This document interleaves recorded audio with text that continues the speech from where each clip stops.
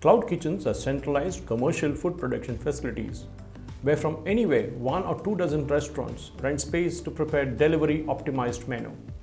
One restaurant may run multiple brands or kitchen may be run like an incubator. One such entrepreneur is Arijit Yadav, who runs a clutch of brands like Dilli 6, Southern Chef and Truly Asian.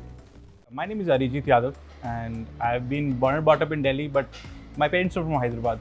So I'm a half Hyderabadi, half Delhiite. And I own a brand called Dilli 6. So I think after about 10 and 11 years of my IT industry job, I always wanted to own a restaurant. So about 3.5, 4 years back, we owned a drive-in called Green Valley Food Village, which is in Banjaras Road number 3. But the lease got over, and I somehow always felt that the future of the Indian food and beverage industry was going to be a cloud kitchen, because I think people dine out twice or thrice in a month maximum, and that is only for the experience. Rest all, I think about 90% of the urban crowd always do a Swiggy or Zomato, right? So delivery is the option, and it has your fixed basic minimum fixed costs, and you don't have to pay for your rentals for having a sitting area and the corresponding expenses to it. So I think about almost a year then we came here in Madhapur Ayyappa Society. We took an open plot and we built a structure for a cloud kitchen. The total built-in area of this cloud kitchen is about 3,800 square feet, which is quite massive for a cloud kitchen format. But we wanted that way because we are into corporate and event catering as well.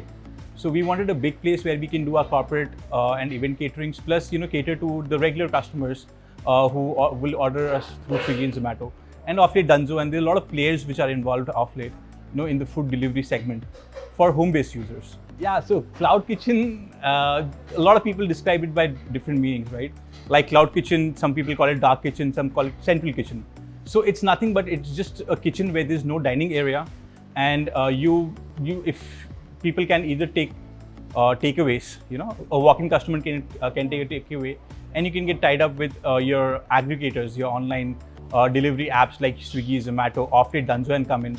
There's another, I think, platform which is called Busy, I think, right? So they are into specifically delivery. They pick up the food from the kitchen and they deliver it to the customer, right? So cloud kitchens prospectively caters to that. There are a lot of restaurants also, obviously, which are on Swiggy, Zomato, but the main perspective or the main ideal behind a cloud kitchen is not to have a dining area, limit your food cost and your fixed expenses, and then push the food out to the customers. Oh, first experience was crazy because at least in drive-in, right, you see people coming in, you have a lot of interaction with your customers, you know them personally and all, and here is just an order ID.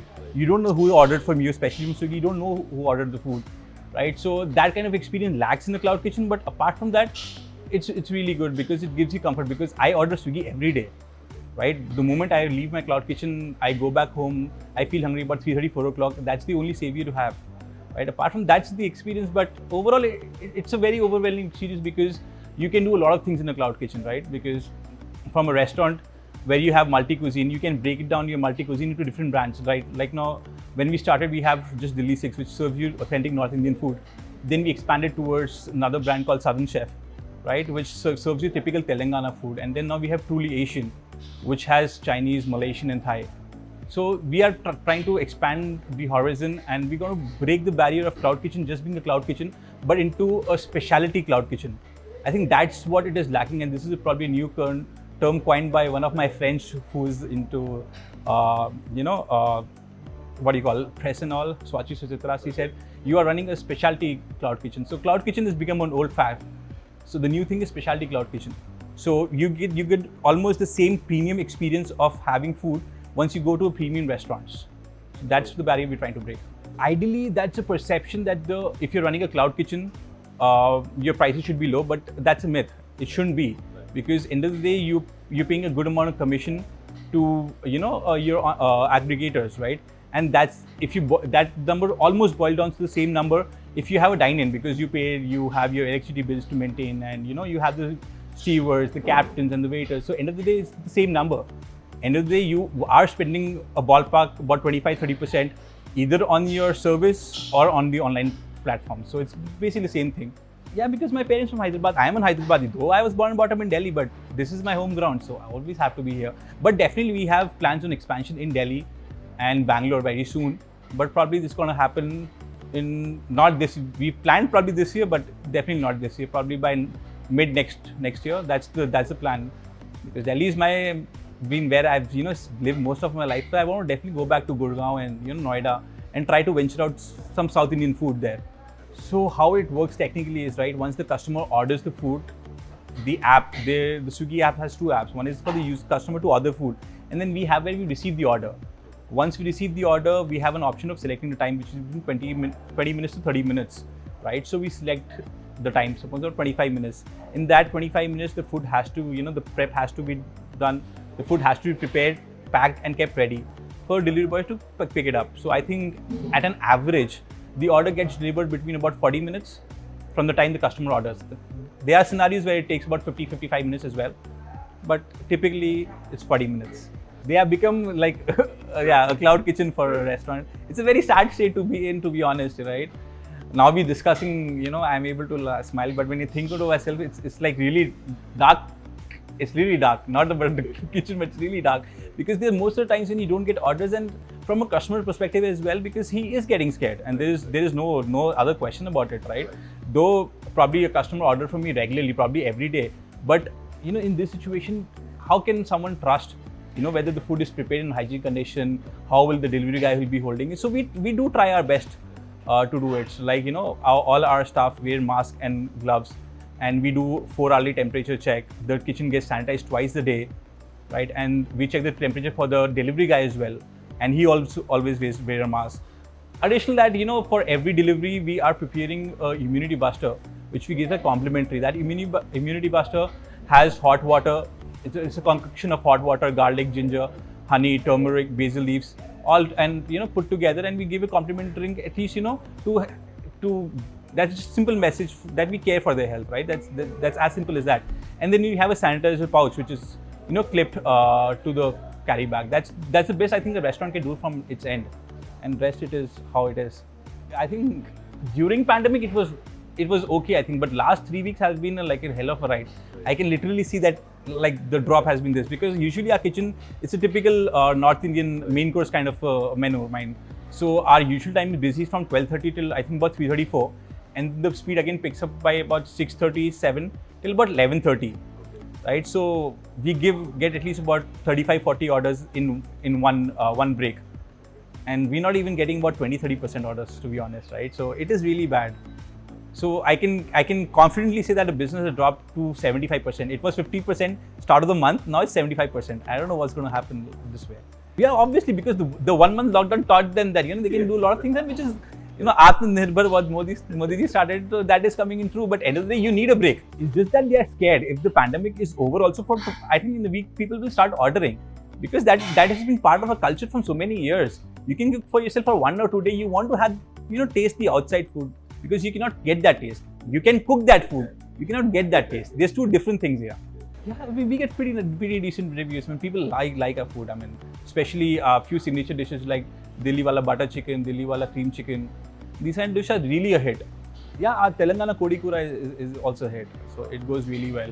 And there is a myth that you should not eat Chinese food, because apparently China introduced that. But it's not that, because our Chinese outlet also get pretty much, obviously this time everybody is getting less orders, so it's a difficult thing to judge that is it working or not. But people eat Chinese. The myth is that if you eat Chinese food, you might get corona or not, or what not. But it is not like that. People eat Chinese. People love Chinese, because apart from Swiggy, we are also introducing a new app.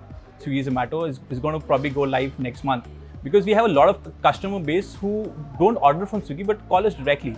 For those customers, we book a Dunzo, or there's a new app called Lala Move. We book through and send it to them. So though they already trust us, so they don't have a lot of questions. So we do a lot of offline orders as well, and we do a lot of catering. Still, people are not meeting, but we still have people, 10, 15, 20 people gathering at home for small free functions. We cater to that as well. There was a time when we used to cater for 5,000 people. Now we are at least happy that people are ordering food for 50, 20 people. We're doing it. I think the last bulk order we did was I think last month or last month. I think last month also, when bulk order was when we were cooking and we were doing donations. We are going to the people and we're feeding people. That was the last bulk order where we cooked for about 1,000, 2,000 people. Apart from that, it's a far cry.